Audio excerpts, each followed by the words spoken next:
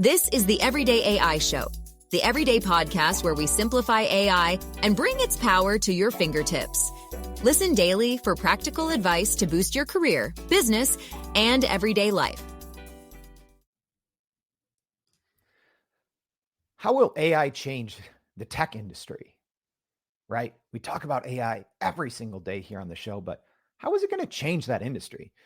How long until we all have digital twins? Should we be buying real estate in the metaverse? I don't know.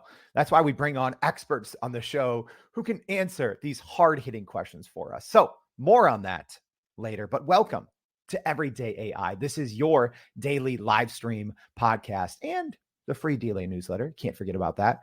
Helping everyday people make sense of what's going on in the world of AI, because there's a lot. And then how we can use all of this information, all of these new technologies and advancements, how we can use that to grow our companies and grow our career. So if you want to know how AI is changing the tech industry, stick around. And if you're joining us live, actually get your questions in now. This is going to be a great show. I'm extremely excited for our guest today. But before we get started, like we do every single day, let's run down what's going on in the world of AI news, because it's a lot to keep up with. All right, so let's start at the top. OpenAI is getting into hardware. So it was just reported a potential collaboration between Apple's former chief design officer, John Ive, and OpenAI CEO, Sam Altman, to create some sort of hardware device. They haven't mentioned it yet. So it should be interesting to see what comes of this potential partnership. And if you know Johnny Ive, you probably, because he helped develop the iPod and iPhone, right? A device that most of us probably use. Speaking of OpenAI, their valuation is soaring. They are in talk with investors right now for a share sale that could value the startup at $90 billion. That's with a B, $90 billion, right? Wild. And we've been talking this week also about OpenAI's new features that are being rolled out to ChatGPT as well. So a lot of exciting things going on at OpenAI. Exciting things going on in the world of Hollywood, because the writers' strike is finally over. So the Writers Guild of America strike has officially ended after 5 long months. And this is a tentative deal that approved, number one, better pay, but also included some key negotiations over AI usage. That's why we've been covering it, every couple of weeks here on the Everyday AI show. So the terms of the deal include that AI generated material cannot be used to, in quotes, undermine a writer's credit. Also, companies, according to this new tentative deal, companies must be transparent with writers when AI generated content is given to them or incorporated into a project. It's going to be very interesting to see how that is policed and regulated, especially with how commonly available AI is. We have AI now coming to the operating system and the desktop. So it's going to be interesting. Speaking of that, there is now AI on the desktop, on the operating system for, I believe, the first time ever. So we have Microsoft Copilot updates that were released just less than 24 hours ago. So this is a free Windows 11 update, and it brings Copilot to the desktop.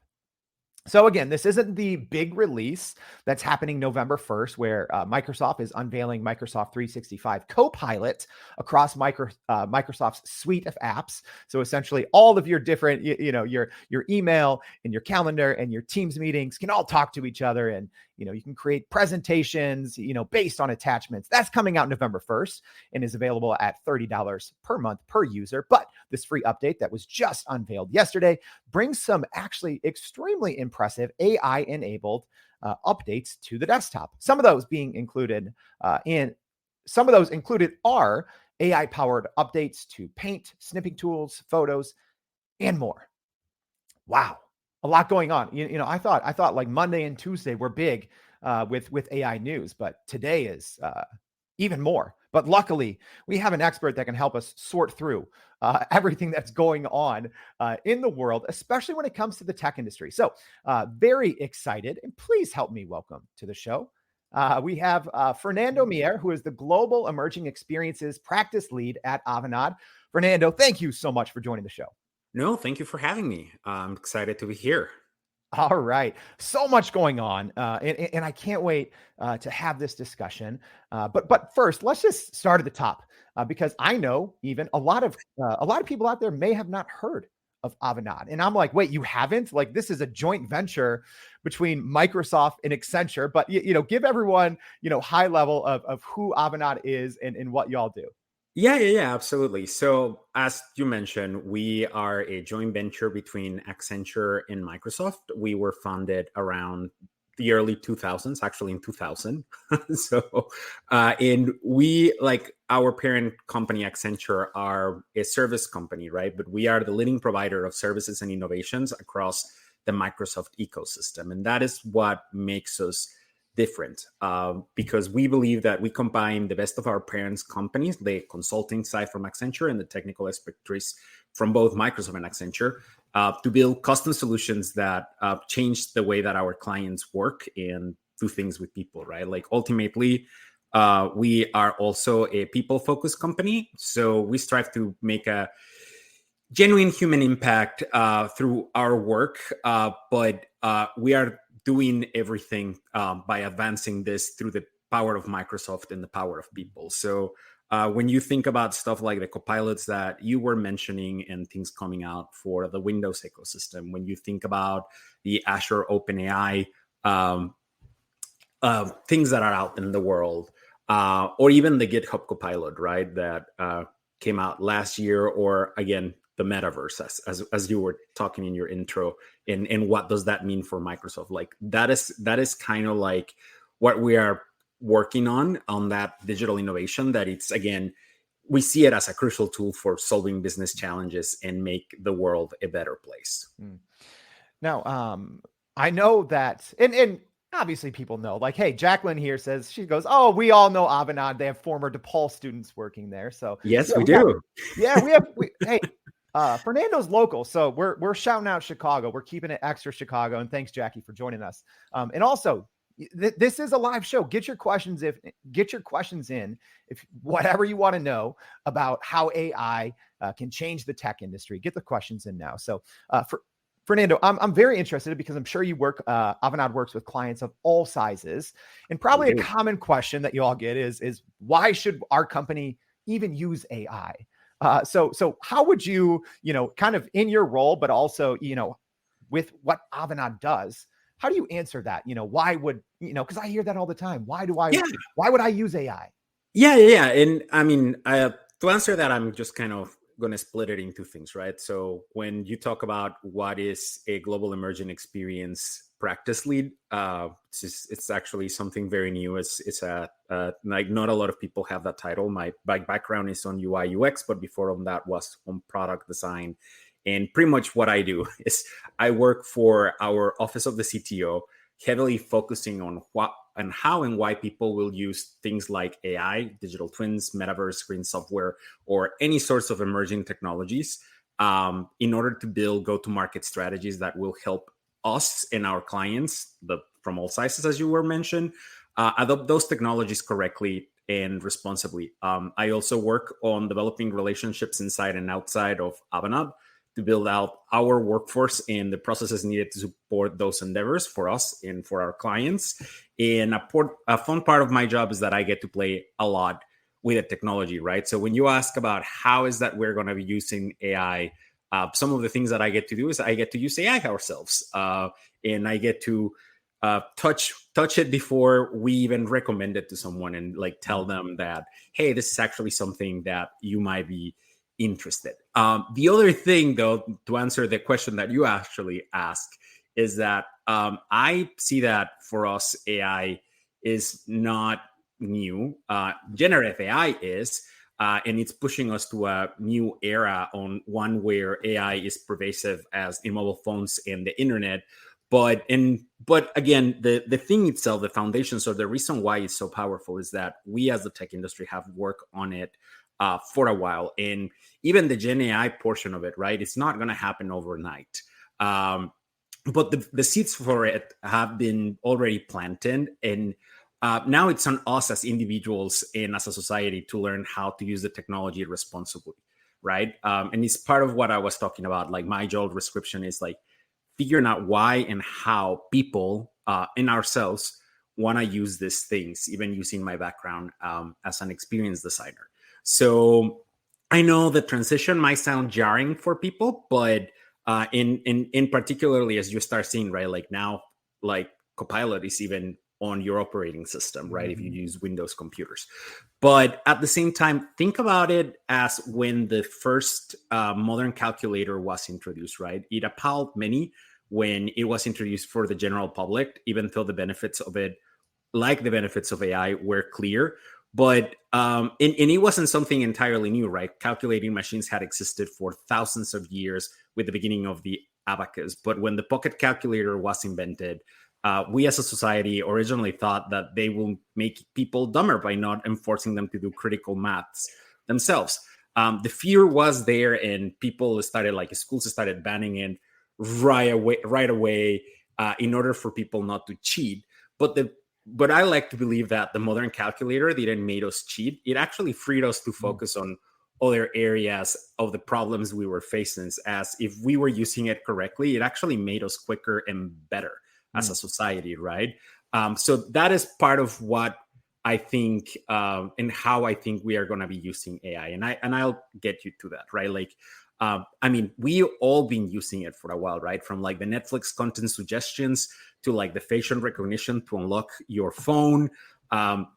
Again, those advancements that make our lives easier are all really powered by this AI, like that we are talking and that has been developed for a while. So one of the things that here at the company we like to do is help our clients to understand that they do have to think on AI as an AI first and a people first mindset. And what does that mean? Well, an AI first mindset means that you have to start thinking about like, how is that you're going to be using this technology, right? Like what data do you have?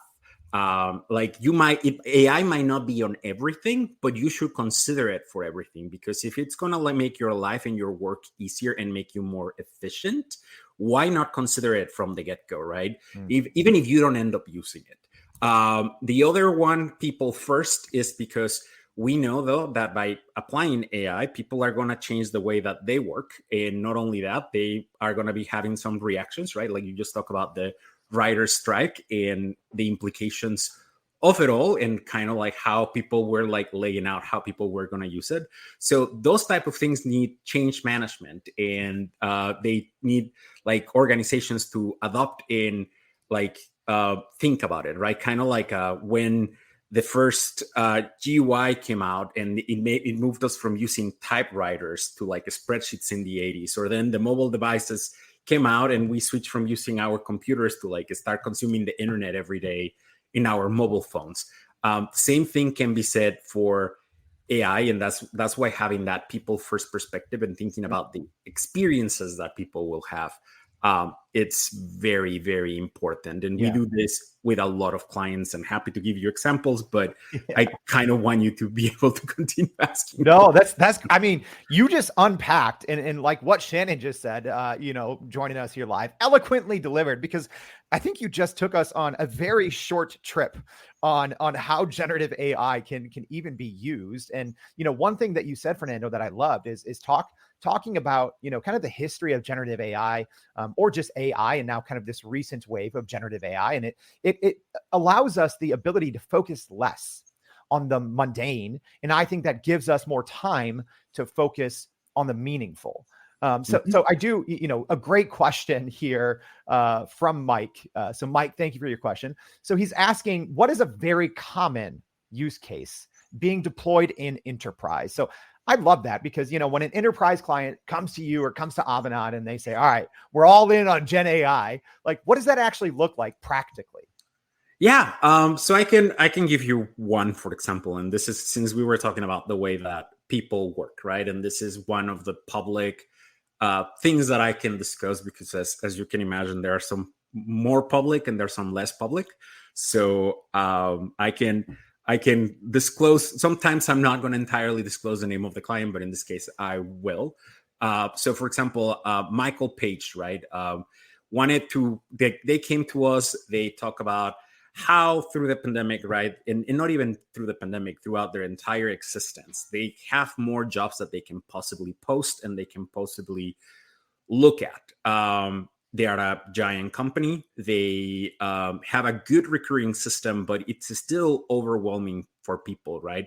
So they wanted to see how they could leverage generative AI to drive efficiency and scale in creating those job advertisements for their business. So working with us, they define a process to develop a job advert generator, leveraging our Azure OpenAI that we worked on with Microsoft to automatically generate job descriptions in app postings. In about 10 weeks, we deliver that solution. So if you can think about it, it didn't took that long. That will actually allow them to, and by them again, Michael Page, from going from 20 minutes per job advertisement creation to 2 minutes. So huge savings on that. Most importantly, it will also help their recruiters on the way that they work and make it a little bit more easy for them to do this all intake, right? And ultimately, by reducing from 20 minutes to 2, they will be able to advertise all the jobs they currently have in their system, right? So while the value you will think about there is in time and cost savings, there is also a lot of value on the potential conversion rate that is going to happen, because for what we hear, and this is a number that I say for the very last, is that originally they were only able to post about 50% of all the jobs that they have available. And now the recruiters actually have the ability to post them all. Wow. Granted, now they are also using AI to screen a lot of people, right? And this is kind of where that emerging experience side of the equations comes in place, right? Because we need to make sure that people can utilize this, that they find it easy to use, and otherwise they will not adopt it. So that is one of the many examples that I can give you over here. Yeah. And there's so many ways, Fernando, right? Like, there's a great question by Mike, but there's probably a couple dozen different ways that you can answer that, right? Because, deploying Gen AI in enterprise could mean so everything many things, right? Yes. Yeah. No, absolutely. And I mean, we've used it in many other industries, right? Like one of my favorite, yes, and I'm not going to talk about it because I can talk about it for forever, but you can go and look at it, is we did work for SSE out in the UK, and they were using generative AI to determine where can we put wind farms in order to save the puffin population that it's in our little island, right? So like random things like that, that people are not thinking is where we see this technology being used. Are you still running in circles trying to figure out how to actually grow your business with AI? Maybe your company has been tinkering with large language models for a year or more, but can't really get traction to find ROI on Gen AI. Hey, this is Jordan Wilson, host of this very podcast. Companies like Adobe, Microsoft, and NVIDIA have partnered with us because they trust our expertise in educating the masses around generative AI to get ahead.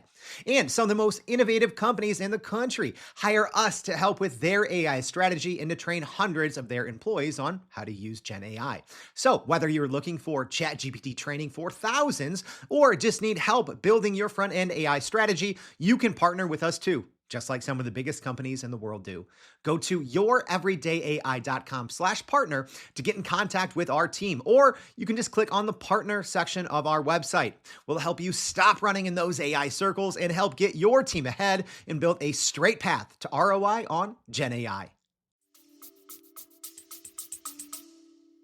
Yeah, absolutely. And if you are joining us, don't worry, make sure you read the newsletter. We're going to have a lot more on the things that Fernando is talking about, some more information on Avanade, like we always do in the newsletter. One thing, I want to hit rewind though, a little bit here. And I want to go back to the beginning, because one thing that we talked about, there is this kind of, hot off the press news with the WGA strike ending. And one of the big things in there is they were worried about, okay, are these companies going to be using kind of this AI version of myself? So let's not talk about it through the WGA lens and the Writers Guild lens, but I'm just curious because it's something I get people asking about it all the time.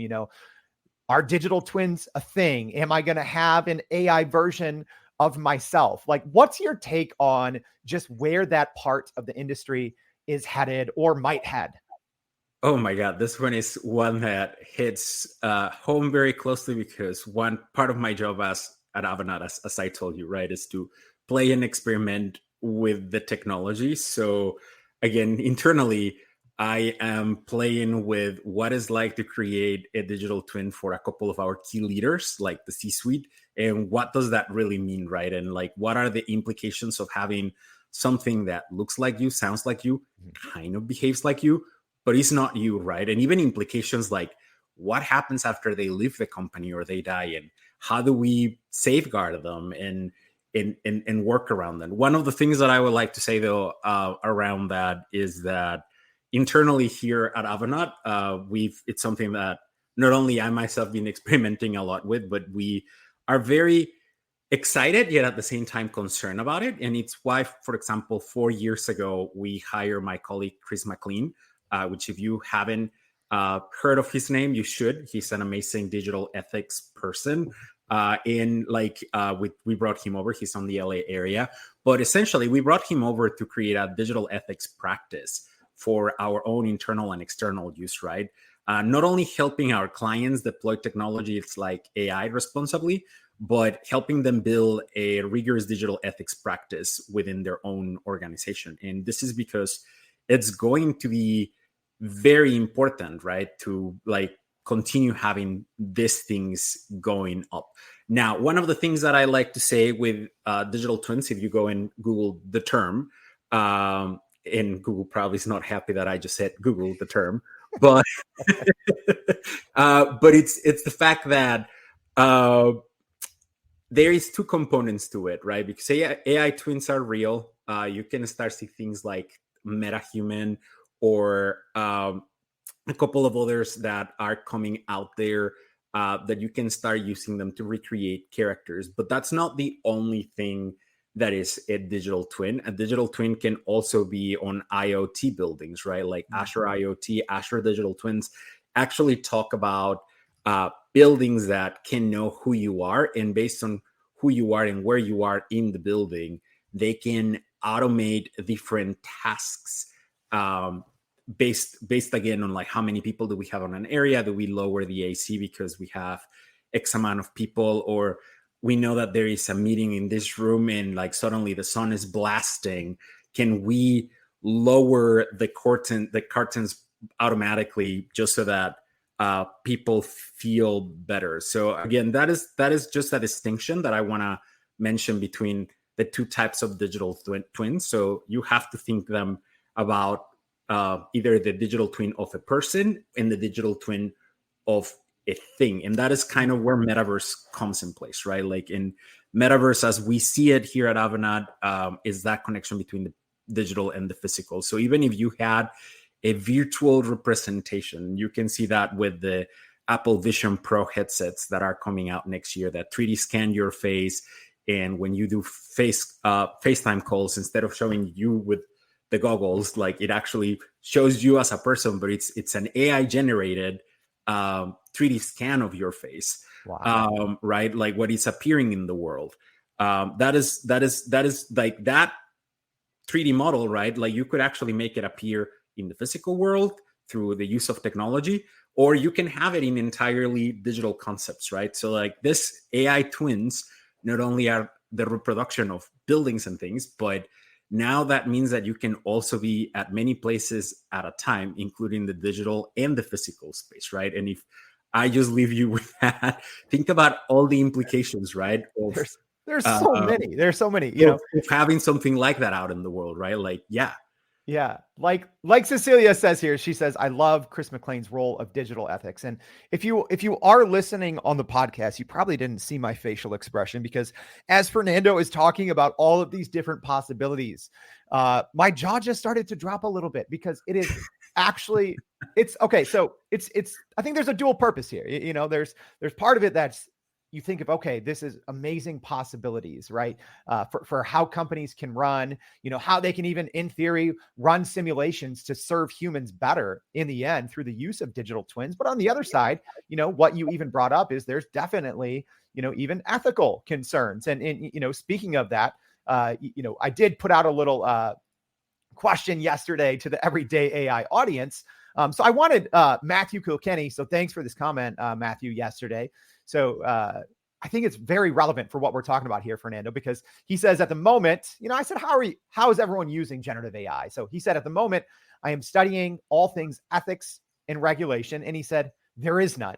They are still being drafted. So I do just want to hit on that point, Fernando, like how, whether it's companies implementing this themselves, whether it's, Avanade's approach, how can we tackle this piece of being, taking advantage of kind of this generative AI wave? But then it's like, hey, when we talk about things like, digital twins, the metaverse, these immersive experiences with Gen AI. So how do we take advantage yet balance this ethical and regulatory side? Yeah. No, absolutely. And I can answer that two ways. So I can answer it in an Avanade perspective, which I will just go and say first. And because this matters for an organization, right? Like, so think about the first response is in an organization perspective. Roles again, like the one that we hired Chris McLean for about 4 years ago, or even the recent announcement that Florent Rotar is now our Chief AI Officer, which is an entirely new title. It's as well as Patrick Lowendahl being our head of our Metaverse Service Hub. Like those type of roles that you are starting seeing at different companies are being created so that we can start drafting this ethical and organizational considerations, right? Because a big part of AI is going to change the way we work. And even these digital twins, right, are changing the way that we work and we interface. I mean, you even think about Copilot, and I'm not going to derail us a little bit on that, but just mention it. Like it has its own personality, right? So even though it's not a digital twin like what we were just talking, you are talking about technology having a personality. And again, what are the digital implications of that? And can AI be mean? Can AI be not mean? Like what does it mean to even have a personality? So again, in an organizational perspective, if we go into that AI first approach, people first approach that I mentioned early, that we utilize and we made it our core mission, you have to think about those implications, as I was mentioning earlier, of like, what does it mean for the people working? What does it mean for your coworkers? What does it mean for the safety of our company, right? In order so that you create the right processes around, but also around what it means for us as an organization on an ethical, outside of the organization perspective, right? And this is where you see those roles that I mentioned, or even our involvement in the Green Software Foundation as critical roles, right? Like the creation of green software is in order, because, for example, and I'm just going to drop a random number there, but if the internet was a country by itself, it would be the fourth largest polluter, right? And when Avanade saw that, they were like, and this is just by energy that is consumed, right? That produces carbon.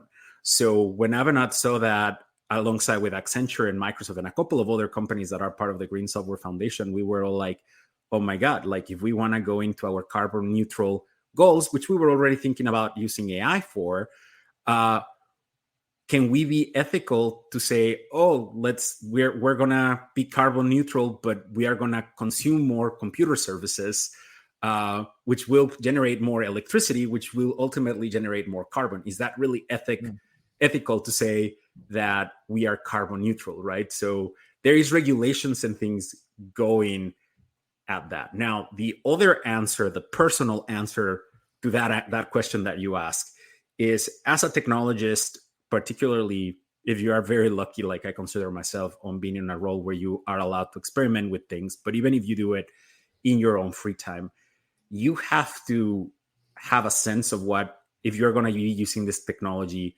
for good, or if you're not going to use it for good, right? And those are very intentional. Like if you can see over here, like one of the mottos that it makes me stay at Avanade, and one of the things that I like is that they say do what matters. And for me, the do what matters really mean changing the way that society uses technology, right? Like I'm always been passionate. Always been my family's IT support person, right? Like something breaks, they call me and they're like, hey, how can we fix this? And all my life has been around, how can I make it simpler for them to use? So it's the same thing with like this digital implications, right? If I personally think that this is going to create conflict, I try to think about like, okay, how do I get that point across or go to that goal that I want without creating this? And at the same time, connect with people. And that's one of the main things that I think we need to do as technologists as we're building this. Like we cannot just work on it on silos. Number one, because otherwise nobody's going to adopt it. And number two, because you need to think about, okay, I'm coming to this podcast to talk about AI, right? Like, and I'm going to say some things like, how is that going to be perceived? And then how the people that are listening are going to take those learnings and use them themselves. So digital implication there, or random things on my day-to-day life. Like, as I told you, I play a lot with AI twins, and I have to think about, hey, this thing is very powerful. And while it's still very early and clunky, people can actually hack in my computer. Granted, we have safeguards as the organization not to do that. But now I have the likeness of certain key people of the company, and we can actually use it for misinformation, right? So what do I do? Not only I go to the Chris McLeans and the Florent Rotars of the world, but I also involve our lawyers right away, which at first they were like, why are you calling us? And I'm like, because I'm working on this. Yeah. And then that grabs their attention, right? And then that actually moves at some point into regulations. In my previous life, I actually worked on a lot of regulatory work to pass what became the first over-the-counter hearing aids. So while it's not AI, I can tell you that entire work, I can kind of relate it, right? Like it's you start making your connections internally, and then you have to start familiarizing them out in the real world, right? When we work on that hearing aid, and it was at a previous company, we had to then at some point go and like talk to people out there in the world and do user research. And then when we had that user research, we had to go and bring it to the FDA and show like, hey, like we have technology, in this case, AI technology, as well as like manual controls through mobile phones that we can be using in order for people to have better hearing and not having to spend a lot of money. So why is this not available? And again, it's advocacy. And it's just fighting for what you really believe in, right? And overall, like after doing that for a couple of years and having the support of amazing people, like we were able to make it, right? And I can tell you that I see a lot of that kind of stuff happening at Avanade, right? I brought up the Puffin situation with SSE, right? Like it's at a very core of what we do in this do what matters, right? Like, yes, as a company, we can always talk to you about sustainable energy and why we will create a digital twin for a wind farm and like look at all the efficiencies and how they run and like where do we put it. But if we were to just deploy that technology out in the world without any consideration, in the case of SSE, right, like particularly where they are, we will kill an entire animal population. And while it will be good for humans, it will not be good for the planet. So with partnering with a client like that had that vision, we were actually able to create something very unique that not only was at the core principles of the Green Software Foundation, at the core principles of Azure IoT, but ultimately also something that for their society and for their island was going to be great because he was going to bring them affordable, reusable energy without affecting their landscape, right? And right. So again, all the digital ethics things that come on that are important. Wow. Fernando, we've in this episode, if you're listening, if you're watching live, this has been an all-encompassing episode. I love it because we've talked everything from, generative AI implementation in the enterprise, digital twins, ethics and regulations. We've even talked on environmental impact. We've covered it all. But I do want to wrap up here, Fernando, by getting your hot take on something. So kind of like what Brian said, Brian's asking, hey, any insights on how the metaverse and AI may come together, but I'm going to broaden it up a little bit. So I'm going to say, what is your quick hot take on just the future? Is as we look 2, 3, 4, 5 years out, specifically when it comes to kind of these emerging AI pieces, how will AI change the tech industry in the next couple of years? What's the hot take? Yeah. So, and I can talk to you very quickly about this, right? But I think, and you touch upon it early on the news, that one of the biggest changes that we will see outside of the digital twin things, that again, you will be able to interact with technology, which for me is very interesting now, right? Because now you can be able to say, hey, a brand, you can behave or befriend a brand like you will befriend a person, because they will have their own personality. But outside of that, which I think is very interesting, I think the biggest change for the tech industry itself is on the Copilot pieces that are coming out, right? Like here at Avanade on 2015, we started building what then became the group that it's going to be working on AI related technologies. And we were very actively working with Microsoft on the GitHub Copilot that came out, and then the Azure OpenAI announcement that they did in 2021. And ultimately, we really believe that, and I really believe that Copilot is going to change the way we work, just like, as I mentioned earlier, the calculator did, or the first GUI did when we moved from that to spreadsheets and then later mobile phones, right? Why? Because, and this is kind of where I'm going to take the answer in an interesting way, because traditionally you will think about like, well, yeah, we're talking about how people are working and how people are doing things. But if you think about the digital implications that we were just talking, we as an organization or as individuals, we just need to realize that in about 5 years, we're going to have a group of young professionals joining the job market that had used Gen AI through their whole 4 years college experience. And the reason why I say 5 and not 4 is because right now universities are restricting it. And even though they are restricting it, you know that they're going to use it. So why do you restrict it? In our job, right, in the tech industry is, and with things like Copilot and others, is to figure it out. How is that we're going to serve them, right? Because we're going to have them in like 4 to 5 years now working for us. Again, people who has done their whole college experience on it. Not to say that even this year, we're already hiring people that are using it even on their last year of college, right? But if we don't think about that and the AI implications of it or the workforce implication of it, we are just going to be left behind. We need to think about that we need to think that these young professionals are going to come with certain expectations to the workplace. And to continue being competitive, we will need to adapt our tool set and processes, or again, be left behind. And this is where Microsoft big emphasis on advising AI and immersive technologies space with things like, again, Copilot that I mentioned, the digital twins that we talked to, or even Microsoft Mesh, which is their new Metaverse enabled product that actually is having a public release as of yesterday, that we've been working on it for a couple of years now. That is going to be very, very, very, very important, right? And like we are starting to see it even in the way that people works, right? Like one of our clients, it's a large automaker. Again, I cannot talk about all of them, but they were having issues, right, on how long and drawn out their design process was. It's very lengthy, it's very costly, and to create new design ideas that are actually unique, they did not knew what to do. And they were like, hey, what is this Gen AI thing coming out? And how can we use Metaverse, or how can we use like that in order to make it better? So in a matter of days, we spun a new service for them that brought, again, together the designers, the engineers, and the marketers to use GPT models to inspire new product designs via a chat interface that had a personality.